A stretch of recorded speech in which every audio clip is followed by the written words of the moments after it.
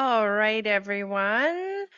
Welcome to our next presentation. So we have people trickling in. We'll welcome them as they come. We're going to start off the presentations in this room with Mark Christopher, Elder Jerry Sultani, and I think that Lyris will be joining, but she might just be a bit of a silent watcher, if I'm understanding that right. She might jump in. This first presentation is First Nations Perspectives on Healthy Aging. So we would love to welcome the team to the stage to start this important dialogue. I can bring it up to you.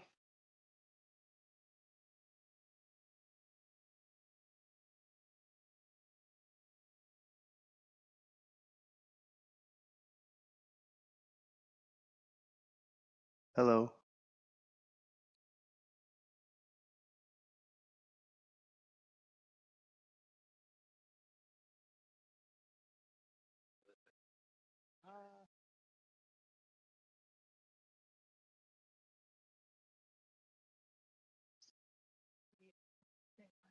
Oh, okay. Start with that. You can tell them what's going on. I just need to get my prayer here. Perfect. Thanks. Want me to move that or? It's fine. Okay. Julian.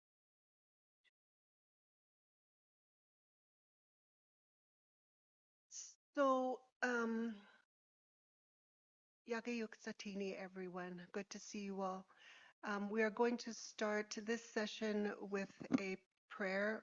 Myself and Elder Ann, we have received news that a young woman attempting suicide has been medevac to Whitehorse. So we ask you to please keep her and her family, her community in your prayers this morning. Where's Sheesh? Want to go first, Ann? Do your prayer.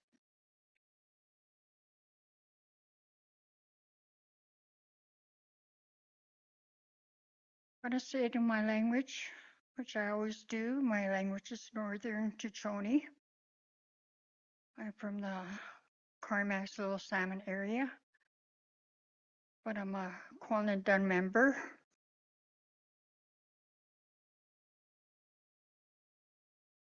Just don't feel too well with all these news all the time. And it seems more frequent.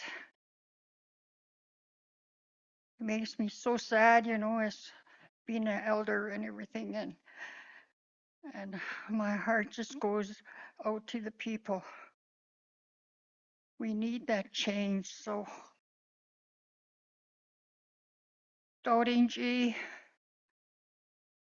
Jandan Chomaling,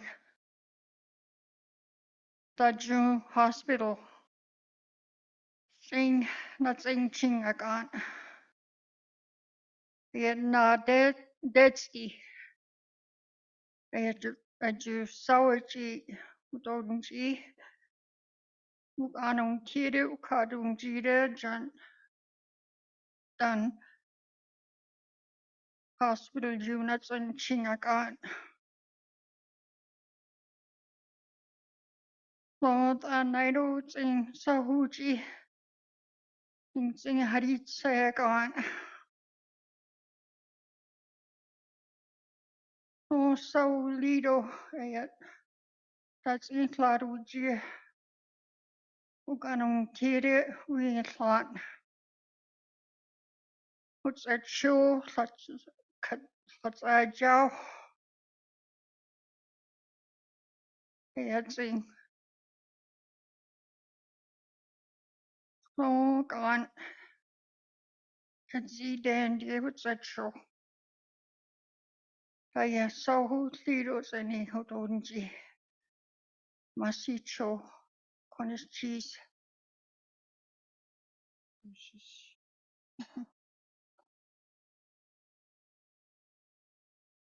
Dihan Kau, Yayagi Hajit Iati, Haya Kaiji Satan, Kaha in Yagagu, Yay Yagi, Yay Aya, Ich Atuwus, Gunishish Dihan Kau, Gunishish. The prayer asks that the Creator walk with this young woman and her family and community and assure her that it's not her time. Gurushish.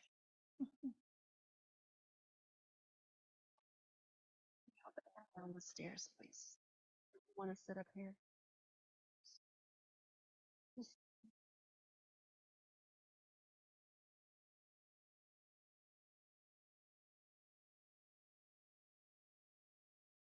So, Jerry Soltani Yuhatu Asach. For those of you who do not know me, I am Athabascan Tlingit woman. I was born and raised on the ancestral lands of Okwan, which is the lands of Chief Cowie, for those of you who might know the history. I am always very honored to be on the shared lands of Kwantlen First Nation and Ton Quachon Council. This is my second home, so I'm always glad to be here enjoying this beautiful ancestral lands. This is Elder Julian.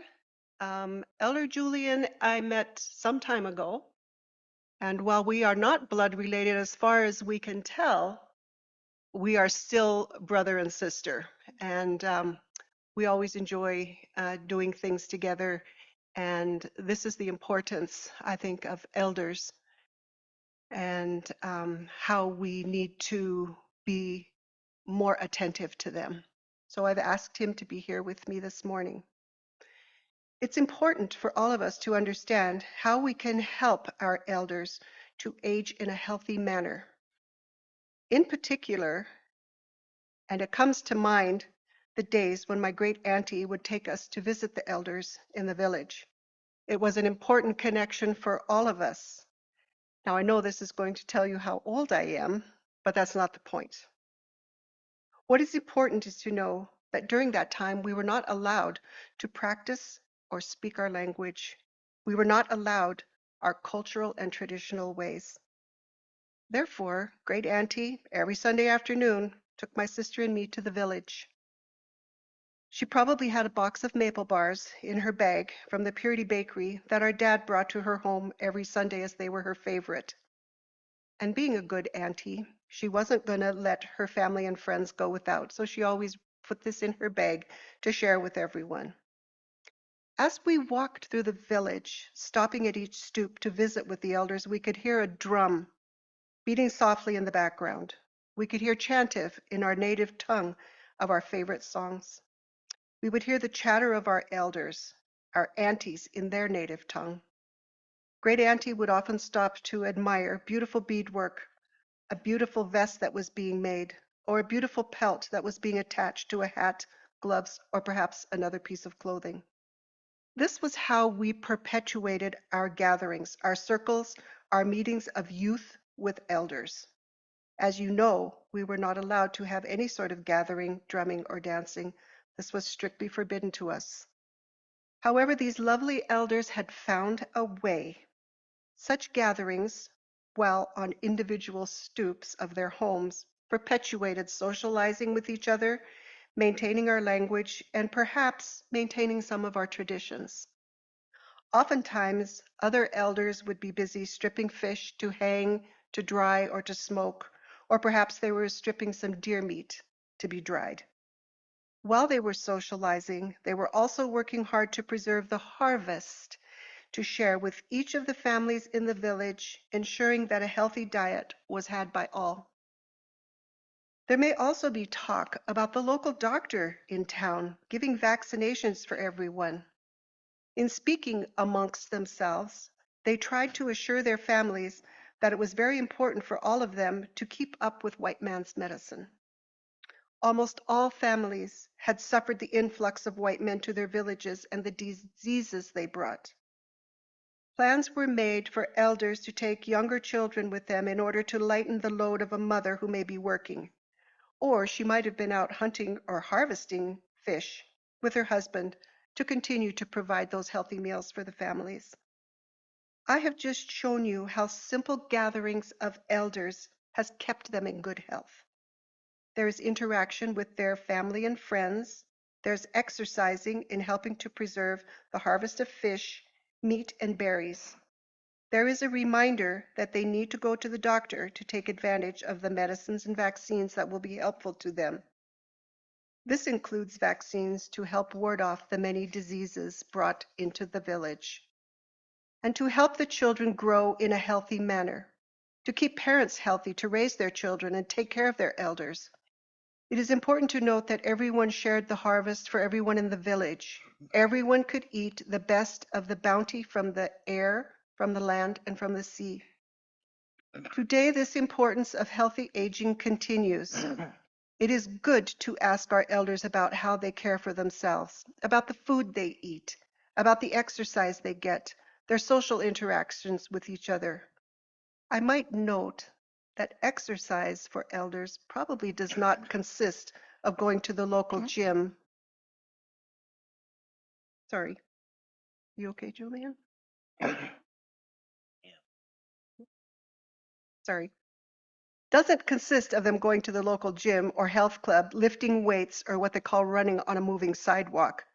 However, they do get their exercise walking to their favorite berry patch, walking to their favorite fishing spot, harvesting on the land and in the air.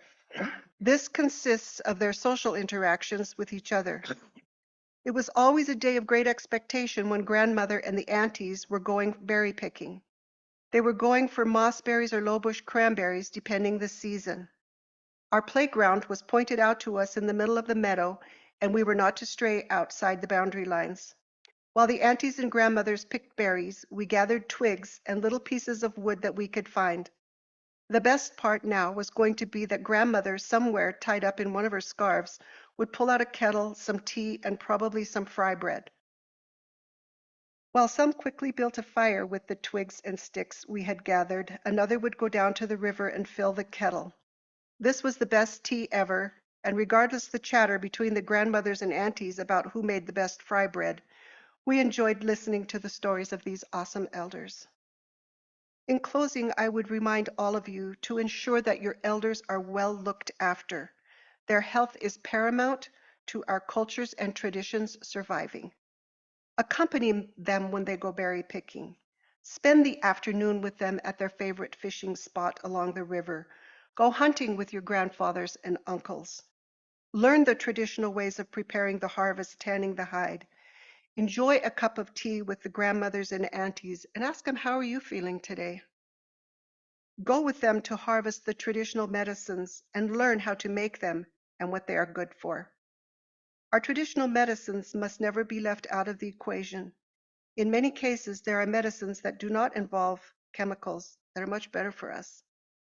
Make sure to enjoy a traditional meal with your grandmothers, your aunties, your grandfathers, and watch carefully how they prepare their foods. Whether it is drying or smoking them for later use or preparing a special harvest for a meal, you can be assured that it is very healthy and very tasty. Listen to the stories that they tell. Take an interest in how they spend their day. This will ensure that our elders stay healthy and continue to share with us the knowledge that we all need in order to survive. Take a dedicated interest in the health of your elders, your family members, and make sure you advocate for them in whatever they may require, need, or want. Idakat yiwan, dlikat shiltin, tuacha yagawu haigu. Take care of your spirit and the spirits around you. Unishish.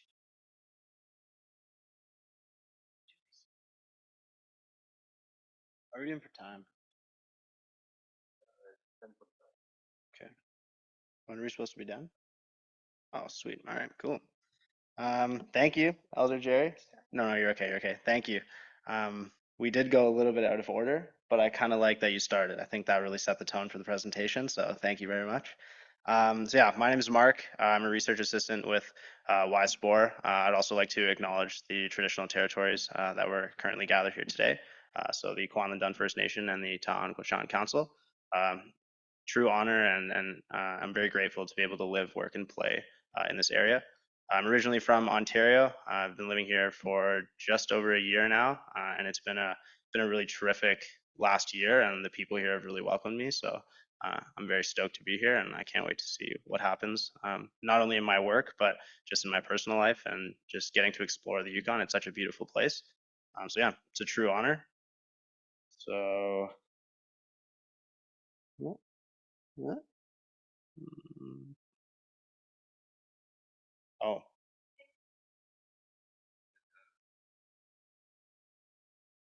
right one.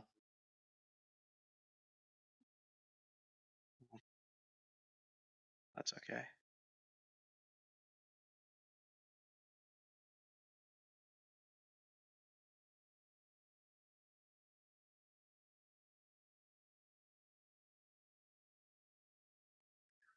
Okay, this is your cue.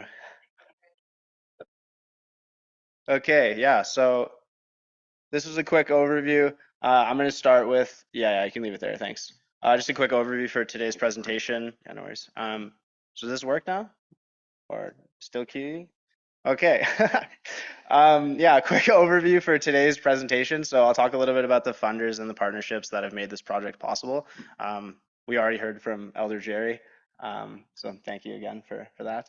And I'll provide a little bit of background research, and then we'll talk a little bit about the inspiration for this project.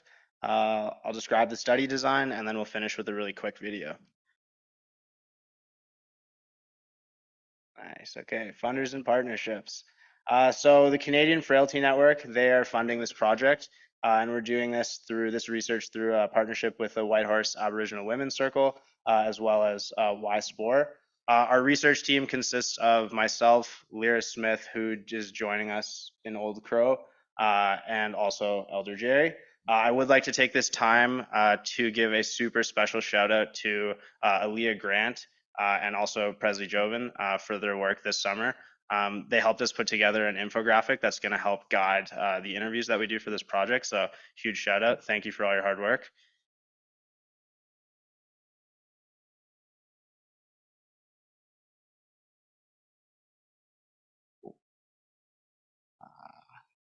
Technology. Okay.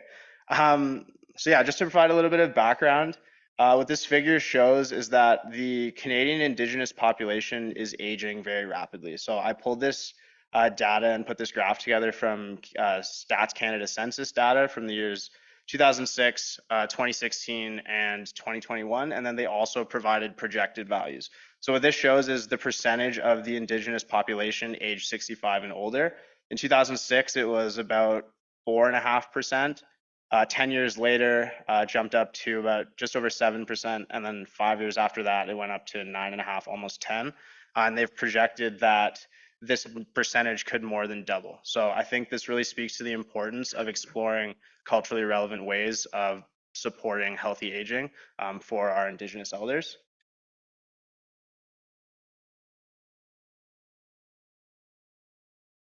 So, like I said, the Canadian Frailty Network, they're the ones who are funding this project. And I'll get into this a little bit more later, but they've generated an evidence-based model for healthy aging. I'm going to provide a little bit of background research for each component of this model. There's 5 components. And you'll see, and it kind of ties into what Elder Jerry was talking about, you'll see that some of this may or may not be as aligned with Indigenous culture. Specifically, you brought up a really good example of keeping elders active, and likely their choice of physical activity isn't going to be going and doing weightlifting, but they're still being really active. So you'll see, like, kind of from this model, and as I get into it a little bit later, what really inspired this project is the Canadian Frailty Network. They presented this model at our summit last year, and I know we talked about this early this morning, but you have those QR codes for your survey. Feedback and the conversations that we have at the summit here are really, really important, and they can drive research like this project. So really good opportunity to provide your feedback, because it is going to make a difference. But yeah, so the first component of the model, physical activity, this has been shown to prevent and reverse symptoms of aging, helps reduce the risk of falls, chronic conditions like diabetes, arthritis, osteoporosis. And one thing I thought was really interesting in the research is that it's never too late to get stronger. They've done studies where they've had people who are like into their 90s follow a resistance training protocol, and they're still able to improve their strength. So never too late. And then yeah, physical activity also supports your mental wellness and quality of life throughout the lifespan. Oh, my bad. It's this double clicking is throwing me off. Okay, the other part of the model, vaccinations. So we know that as we get older, our bodies have a harder time fighting off sickness. So the older we get, the sicker we can become. And there's research to support that things like a high dose flu vaccine for people who are above the age of 65 helps reduce hospital admissions and then mortality from things like influenza, pneumonia, and cardiorespiratory causes. Moving on to the next part of the model, optimizing medication. So it's fairly common for older adults above the age of 65 to be taking multiple different medications to be treating age-related conditions. But sometimes these medications can interact. So optimizing medications is really about meeting with a healthcare provider regularly and reviewing what medications they're taking and then trying to deprescribe whenever possible. Some of the side effects of poor drug interactions include things like dizziness or cognitive impairment, and that poses a risk to health as we age. And then Elder Jerry also touched on this, but elder gatherings is really important to support healthy aging. Research has shown that social isolation and loneliness can lead to heart disease and cognitive challenges and depression and other mental health symptoms. Social support and relationships are really vital to mental wellness and also physical health and just general quality of life. And then the last part of the model, diet and nutrition. So diet and nutrition helps keep us strong, healthy as we age, treating, preventing, and improving conditions of aging. So as I said,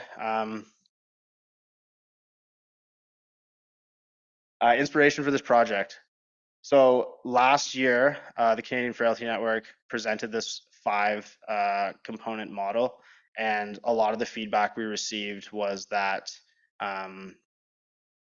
the model wasn't necessarily aligned with Yukon First Nation culture, and it would be a really good idea to consult them. So we've taken that feedback to CFN, and then they funded this project so that we're able to take this model, thanks to the infographic from Malia as well, we're able to take this model to the communities and have conversations with elders about what healthy aging looks like to them.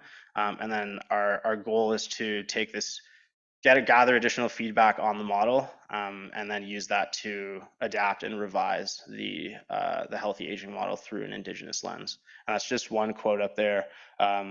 That's a piece of feedback we got from the summit, but re-envisioning aging in Northern Canada was not well researched and not pertinent. So another example, as I said, of how feedback from the summit can really drive research specific to Yukon Health priorities. Okay, so the study design.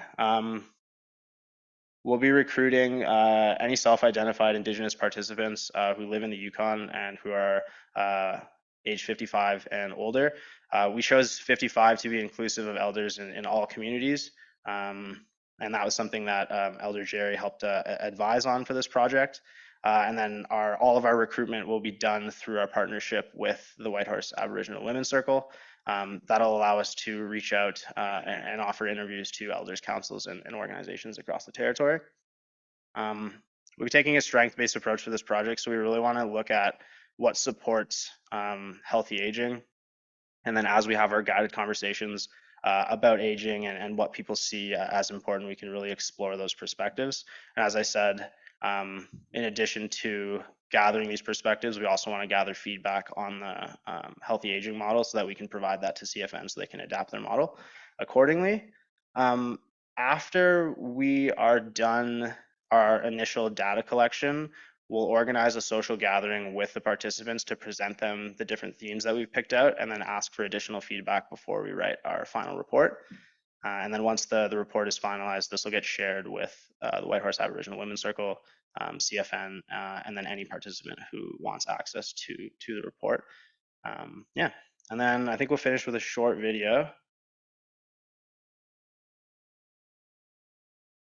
Okay.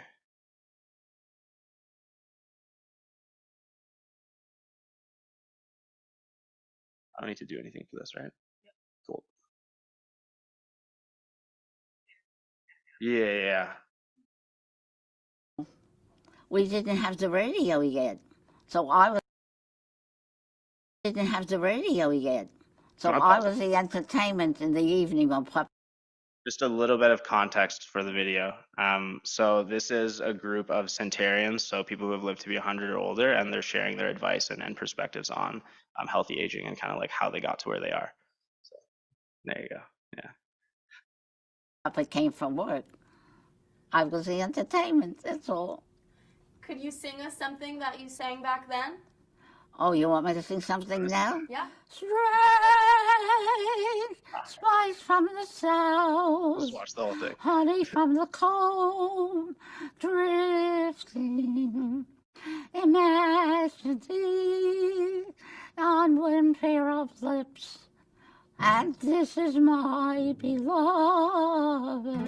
My name is Frances Friedman. September 26th, I will be 103 years old. I am 107. 100 years and 3 months. My daughter says I'm 100.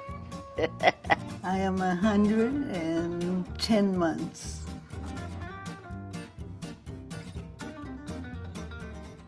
Do I have advice for 20-year-old? Oh, I would tell them to try different things, see what they really want to do, take risks. And then when you get older, don't take risks. finish your schooling. Your education is necessary to live in this world today. Get yourself involved in what you'd like to do. Pay attention to politics. I guess we all have to be interested in what our government is doing. Young people have to be very careful for whom they vote. Everybody has to look for peace, and peace is very hard to find anywhere.